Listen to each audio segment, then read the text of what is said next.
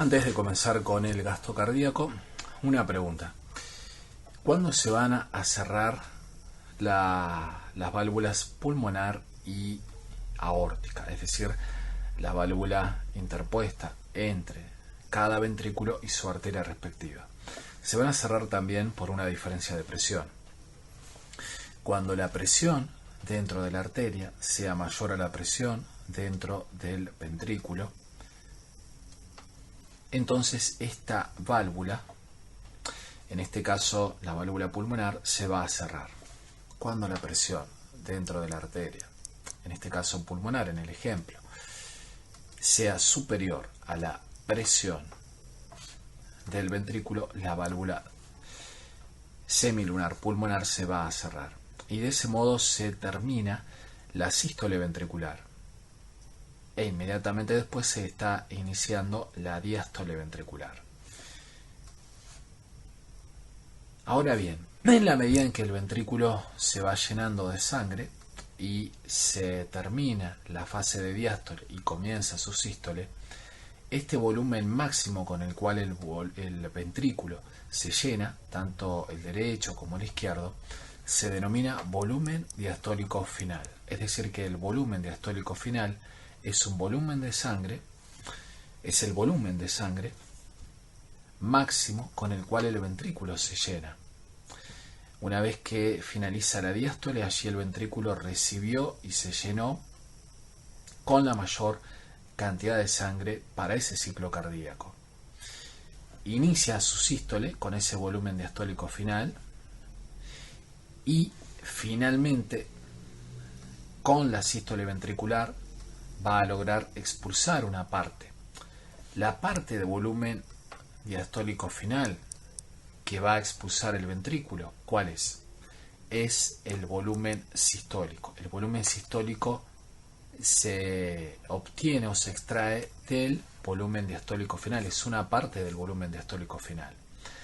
Ahora, ¿cada ventrículo expulsa todo el volumen diastólico final? No. Por lo tanto, el volumen diastólico final no es sinónimo de volumen sistólico.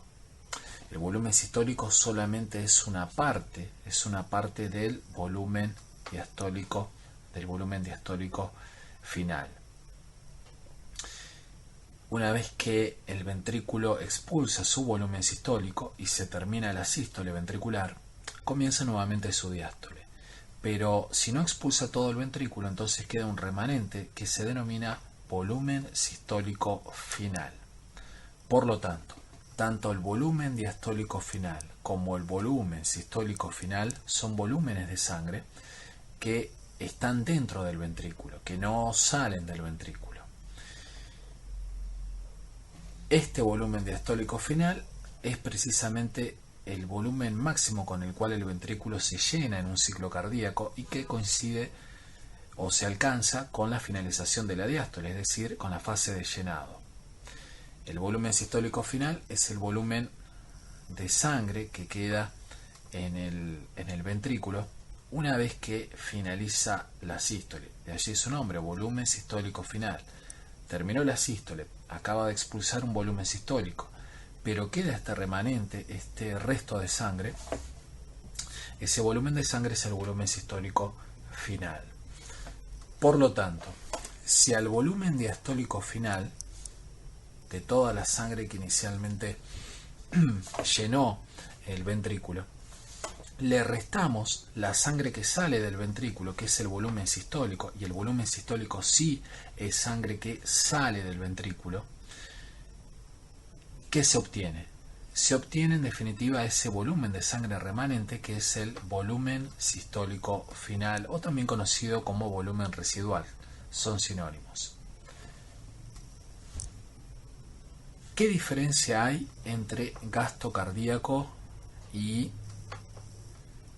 volumen sistólico? ¿Cuál es la diferencia entre ambos? La diferencia es la siguiente.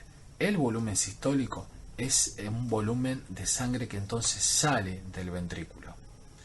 Y sale del ventrículo en un latido. Es la cantidad de sangre que es expulsada por cada ventrículo en un latido. Sin embargo, el gasto cardíaco es un concepto distinto. Es toda la cantidad de sangre que expulsa cada ventrículo en un minuto. Ya no en un latido, porque eso es el volumen sistólico. Esto es en un minuto. Por lo tanto, ¿cómo se obtiene el gasto cardíaco? El gasto cardíaco se obtiene como volumen sistólico por la frecuencia cardíaca.